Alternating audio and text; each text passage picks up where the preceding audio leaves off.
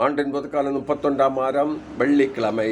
முதல் வாசகம் ரோமேயருக்கு எழுதிய திருமுகத்தின் வாசகம் 15ஆம் அதிகாரம் 14 முதல் 21 வரை உள்ள இறை வார்த்தைகள்.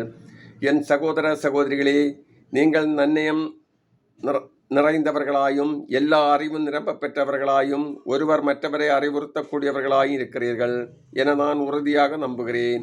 ஆயினும் உங்களுக்கு நினைவூட்டும் வகையில் சிலவற்றை கடிதத்தில் மிக துணிவோடு எழுதியுள்ளேன்.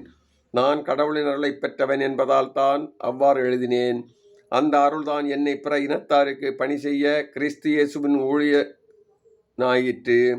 பிற இனத்தார் தூயாவியால் அர்ப்பணிக்கப்பட்ட கடவுளுக்கு உகந்த காணிக்கையாகும்படி அவர்களுக்கு கடவுளின் நற்செய்தியை அறிவிப்பதே என் குருத்துவ பணி.